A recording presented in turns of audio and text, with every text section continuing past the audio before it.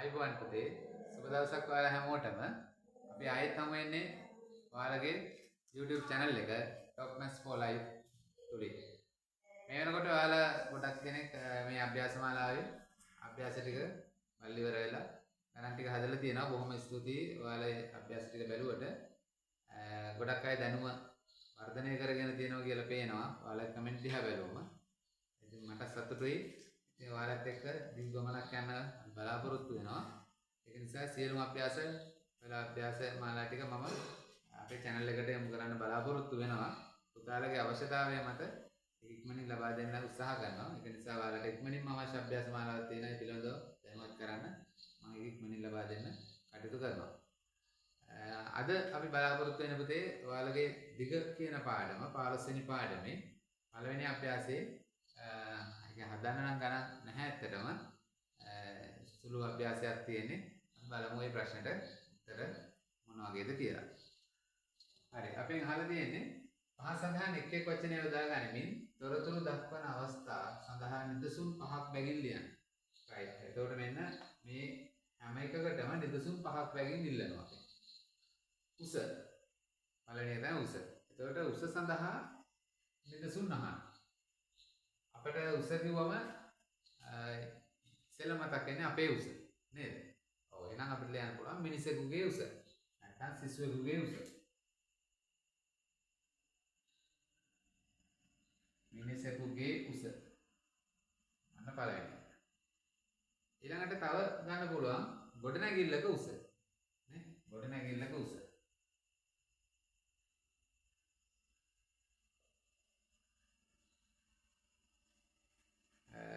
තව ගන්න පුළුවන් බිත්තියක උස.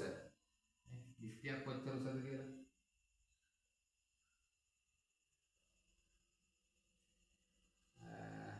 ඊළඟට තව ගන්න පුළුවන් ක්‍රිකට් පිට්ටක උස. ක්‍රිකට් පිට්ටක් බැට් එක කියලා කියන්නේ ක්‍රිකට් පිට්ටක උස.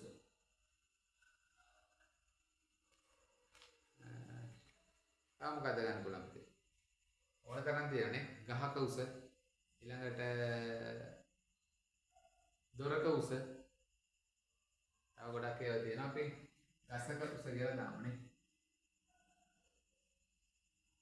හරි. එහෙනම් උස සඳහා උදාහරණ පහ ඉල්ලන්නේ.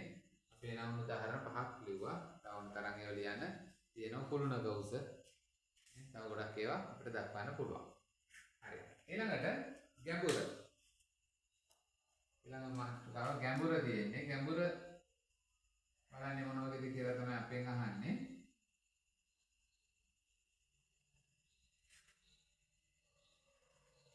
හරි. අපිට දාන්න පුළුවන් පුතේ පළවෙනි එක අපිට ගැඹුර කියනකොට මතක් වෙනවා ලිදක් නේ. ලිදක ගැඹුර.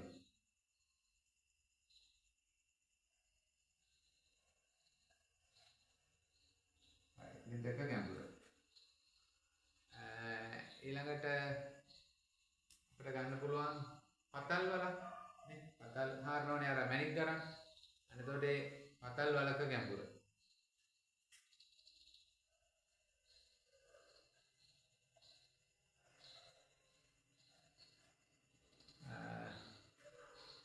ඊළඟට අපි හිතමු ලයිට් කණුවක් ඉඳන් එහෙම වලක් හරනවානේ.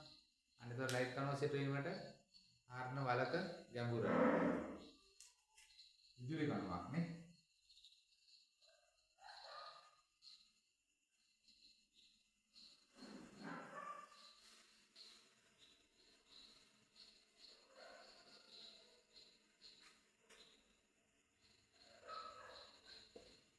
හරි. විදුලි කණුවක් සිටුවීමට හරලද වලක ගැඹුර. ඊළඟට තව ගන්න පුළුවන්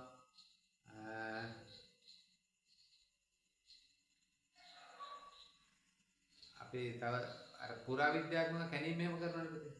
පුරාවිද්‍යාත්මක කැණීම් කරනකොට අන්නේ කැණීම් කරන ලද වලක ගැඹුර.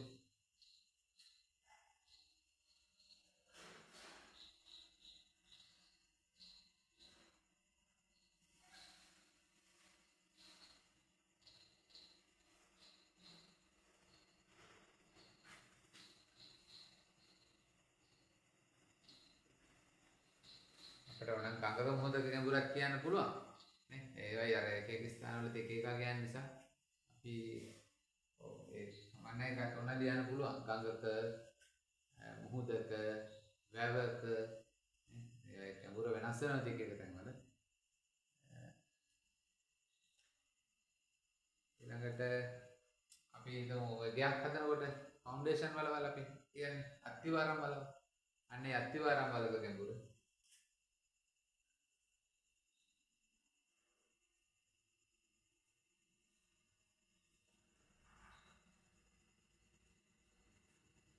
අත්තිවාරම් වලක ගැඹුර.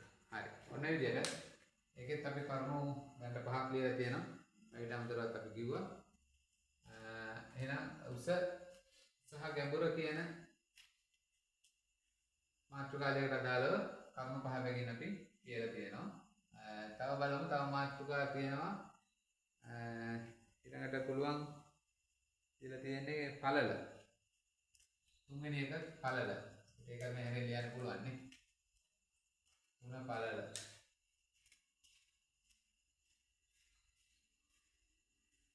හරි. පළල සඳහා අපි කියමු බලන්න පුතේ. පළල ඕන තරම් ලියන්න පුළුවන් නේ. එතකොට අපි පාවිච්චි කරන මේස ලෑල්ලක පළල.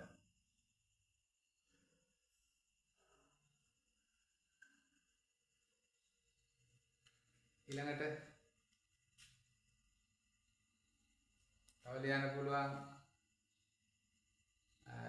දැන් අපි මේ ලියන්න භාවිතා කරන සුදු පුවරුව. අපි දැන් මේ ඉස්සරහ කළු ලෑල්ල කියලා කිව්වේ. දැන් කළු ලෑල්ල නෙවෙයි දැන් තියෙන සුදු ලෑල්ල නේ. දැන් සුදු පුවරුව. සුදු පුවරුවේ මේ පැත්තට තියෙන දිග මේ තියෙන්නේ පළල. එහෙනම් සුදු පුවරුවේ පළල.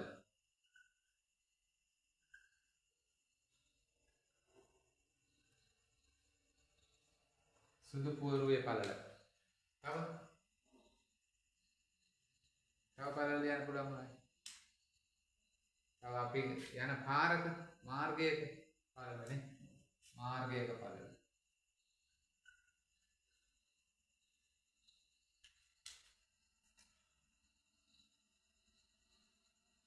තව ලියන්න පුළුවන් අපි වාඩි වෙන බංකු තියෙන බංකුවක පළල ලියන්න පුළුවන්.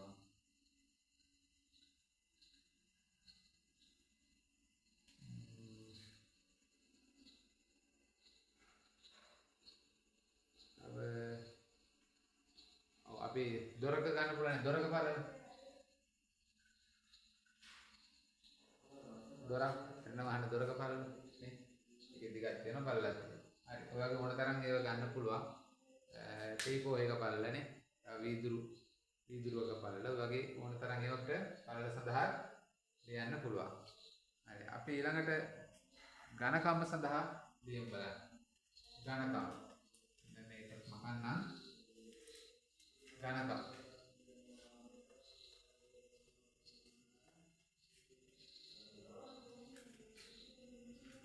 හතරවෙනි එක ඝනකම්.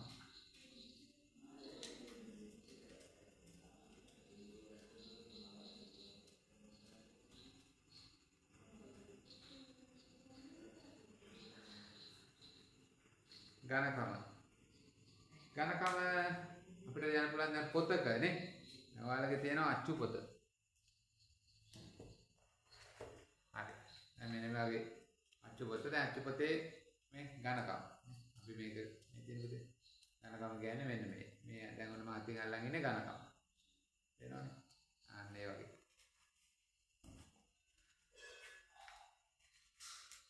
පොතක ඝනකම.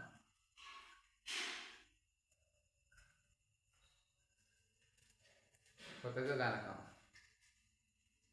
ඊළඟට මේස ලෑල්ලක ඝනකම.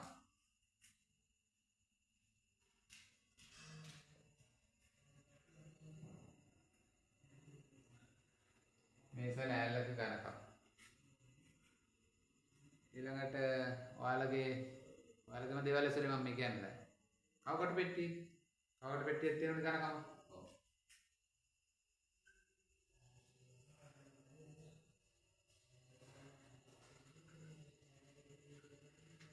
කවකට පෙට්ටියේ ඝනකම. හරි. 3ක් ලිව්වා. තව දෙකක් කොහොමද බලමු.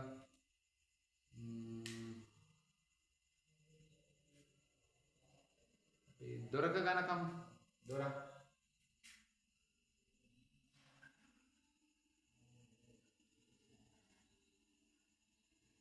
ඊළඟට වීදුරුවක ඝනකම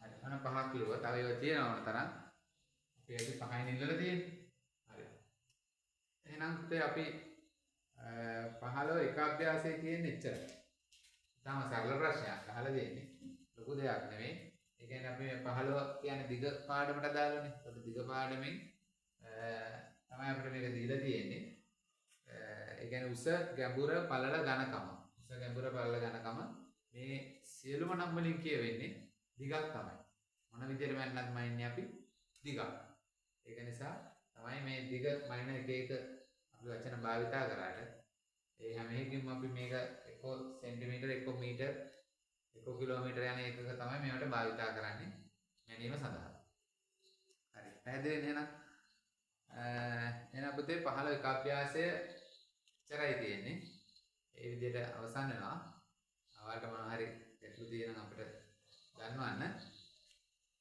එහෙනම් අපි ඊළඟ අභ්‍යාසයෙන් හමු වෙමු ඔයාලා හැමෝටම සුබ දවසක් අයිබෝන් පුතේ